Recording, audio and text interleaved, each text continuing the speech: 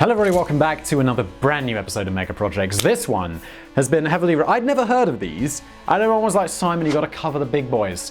And I'm like, what is the big boy? Turns out it's a really big train. So, this video is all about a really big train. But first of all, I want to tell you that it's brought to you by Squarespace. From websites and online stores to marketing tools and really big train and analytics, Squarespace is the all-in-one platform to build a beautiful online presence and run your business. Check out Squarespace through the link in the description below.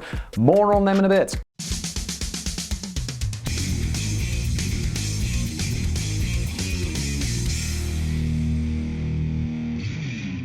Chugging its way through the mountains of the American West, the mechanical beast hauls its mighty cargo, a plume of smoke trailing in its wake. This is one mega project where the name really fits the bill. The Union Pacific Big Boy was the largest, most powerful steam locomotive engine the world had ever known, and while its heyday was during the 1940s and 50s, one of these engineering monsters has made a comeback and is once again plying the rails. The Big Boys still hold a haloed status among train enthusiasts, as I found out from the comments of every previous video, and it has quite rightly been referred to as the king of the rails.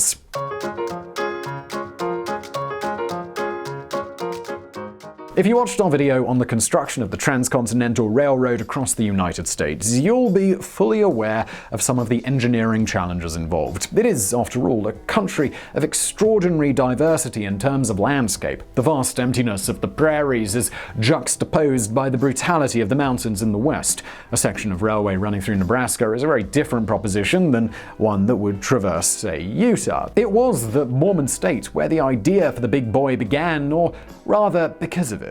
The Wasatch Mountain Range, which runs about 260 kilometers from the Utah-Idaho border to central Utah, provides a formidable opponent to any would-be traveler, mechanical or otherwise. The section of track between Green River and Ogden posed a particular problem to the Union Pacific Railroad and their freight service. The 1.14% incline traveling eastbound doesn't sound like a mighty challenge, but tell that to the locomotive drivers pulling over 3,000 tons of cargo. This was a section of track that often required double heading, which is when two locomotives are used together. This slowed the service considerably, and although in the early days of the railroad this wasn't seen as too much of a hindrance, in the years after World War I, as the amount of cargo being hauled steadily climbed, it became obvious that something had to change. In 1940, Union Pacific began actively seeking alternatives, and William Jeffers, president of Union Pacific, approached Otto Jabelmann, who was part of the Research and Mechanical Standards Department, to design a new locomotive. The brief was fairly straightforward: a locomotive capable of carrying at least 3,600 tons over the Wasatch Mountains unassisted.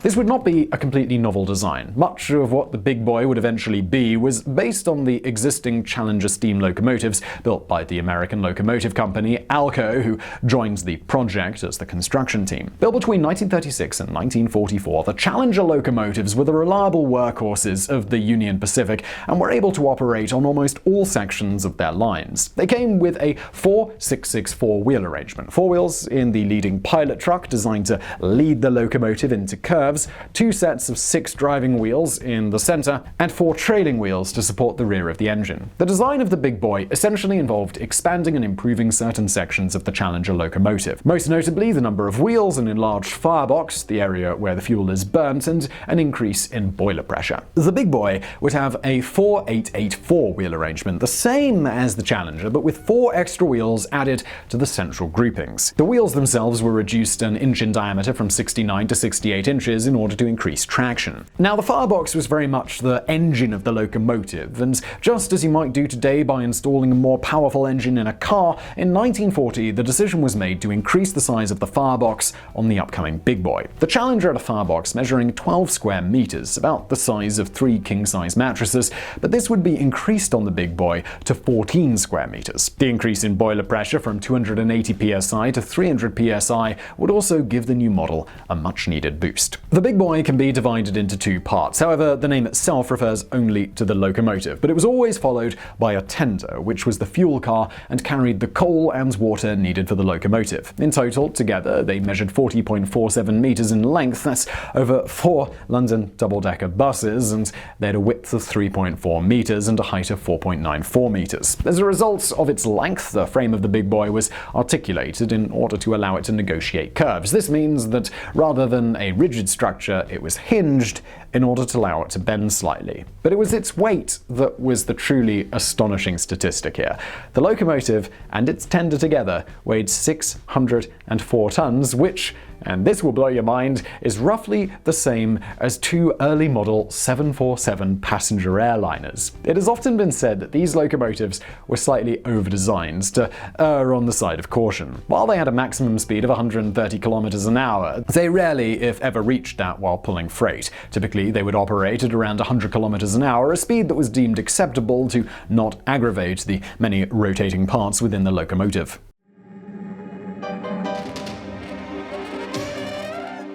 The entire process, from design to testing to the manufacture of a working prototype, took just a year, with much of the speed down to the quantity of research and testing already completed by Union Pacific. The idea of speeding up their freight service was something they had already dedicated plenty of time to. In 1941, Alka manufactured 20 big boys at their factory in New York State, with a further 5 coming in 1944. Each big boy cost $265,000 to build, which is around $4.6 million today. This was now a time when the United States found itself in a war on two fronts, and with freight reaching record heights, the appearance of these locomotive monsters was perfect timing. And while they certainly did their part for the war effort, hauling thousands of servicemen, vital raw materials, and essential military equipment around the country. And just before we get into the rest of their service record and everything that they did, let me take a moment to tell you about today's sponsor, Squarespace. Now, a couple of simple things. Maybe you've got an idea for a new website or a business that you want to start. And second, the only way to figure out if that is something that is worth doing and good is, well, to get it out there to the world. And that can be daunting because it's scary to go and pursue new things, but not knowing how to set up a website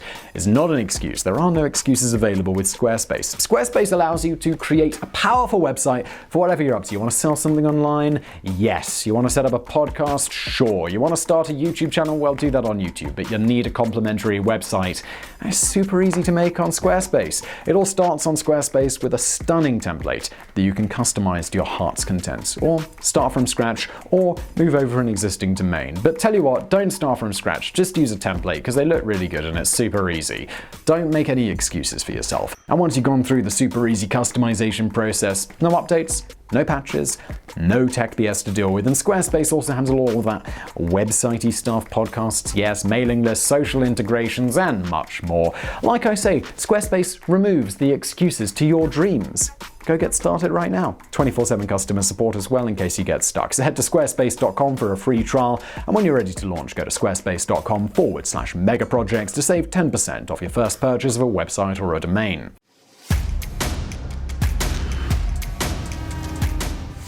The construction of the big boys was not the only challenge. Parts of the line that they would be used on had to be adapted for their new, enlarged, and hefty visitors. Bridges needed to be completely rebuilt to accommodate their vast weight, and because of their length, numerous curves needed to be realigned to give them a larger minimum curve radius, which is the sharpness of a curve in comparison to the train's length and its traveling speed. The major significant upgrade came on the stretch of track between Ogden and the Wasatch Summit at a height of 2,079 meters, which was the most challenging stretch of the line that the big boys had to tackle. On this section, 58.9 kilogram per meter rails were laid to secure the locomotives to the tracks. As a comparison, the first railway to be laid in the US weighed just 13.6 kilograms per meter. The various servicing points along the way also needed to have 41-meter turntables installed to turn the big boys around and allow them to move in the opposite direction. Clearly, these were not trains that could go anywhere that they pleased. While initially they were used between Ogden and Evanston in Wyoming, as World War II progressed, their operational territory was extended east from Evanston to Green River, Rawlins, Laramie, and Cheyenne. They were eventually cleared to operate between Salt Lake City and Pocatello, Idaho, and Salt Lake City and Los Angeles, although it's not entirely clear whether it ever actually completed this last route.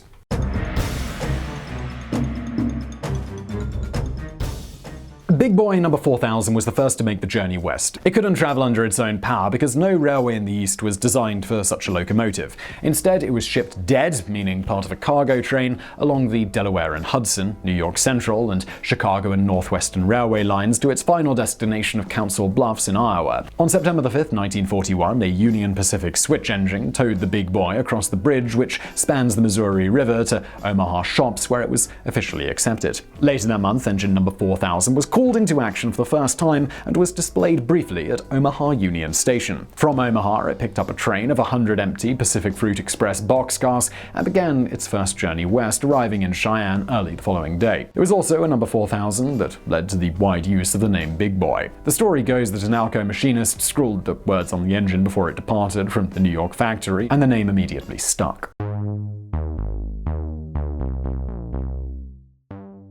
While the slow and steady march of these locomotives through the American West may not be the most thrilling tale that we've covered here on mega projects, these kinds of reliable workhorses that operate behind the scenes are what really makes the world turn. Freight transportation is rarely something that gets the pulse going, but the Big Boys were held in the highest regards by those who operated them and also YouTube commenters. By 1946, number 4005 was adapted to use oil rather than coal, and while such a conversion had proved successful on the Challenger locomotives, this was not to be the case with the Big Boys. The failure was placed on the uneven heating in the Big Boys' large single-burner firebox, and it was converted back to coal in 1948. Number 4019 also received another short upgrade that was later removed. Smoke deflectors, sometimes known as blinkers, which were designed to funnel the smoke upwards and away from the driver's line of sight, had become increasingly popular in the 20th century, but it was found that the Big Boy's nozzle and blower in the smoke box were more than capable of lifting the smoke above the locomotives. So we're not really sure why it was added in the first place.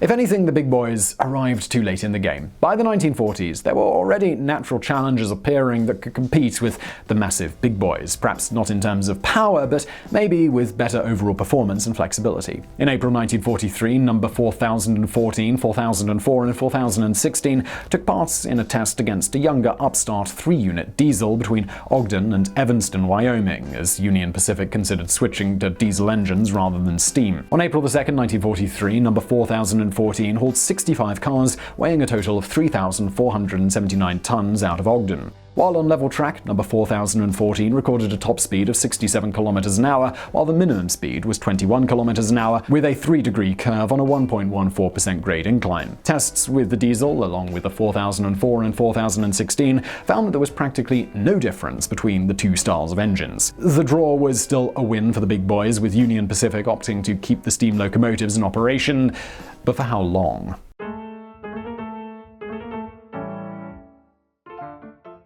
As the 1950s began to draw to a close, so did the careers of these bestial machines. In truth, they had been struggling to stay relevant since the end of the Second World War. The cost of coal and labor had meant operating the Big Boys was an expensive operation. The diesel-electric locomotives now provided a significantly cheaper service, while their power outputs had been steadily increasing. The final cargo run of a Big Boy came on the 21st of July 1959, a year short of their 20th birthday. Of the 25 Big Boys built, 7 are now on static display throughout the United States, and are still capable of drawing the crowds, though it must be said on a much lower scale than when they launched. But one Big Boy has returned. Number 4014 was officially retired in December 1961 after traveling a total of 1,659,563 kilometers, and it was presented to the Southern California chapter of the Railway and Locomotive Historical Society. But in 2019, after a full restoration, it re-entered service as an excursion locomotive based out of Cheyenne in Wyoming. To this day, it remains the largest, heaviest, and most powerful operational steam locomotive in the world. As I mentioned earlier, the Big Boys sadly arrived a little late in the game. The US, and indeed much of the developed world, was beginning to move away from the smoking coal burners even as they just entered service. But they remain wonderfully iconic, a throwback to a bygone era of astonishing engineering. Today, there is only one king of the rails. Its cargo is now pleasure-seeking tourists rather than heavy goods, but you know what? If there is any machine that deserves to take it a little easy, it's the 4014 Big Boy, a true colossus that conquered the American West. So I really hope you found that video interesting. If you did, smash that like button below. Please do check out our fantastic sponsor Squarespace, linked to below. If you've got a suggestion for a mega project, you know what to do. Leave it in the comments. And thank you for watching.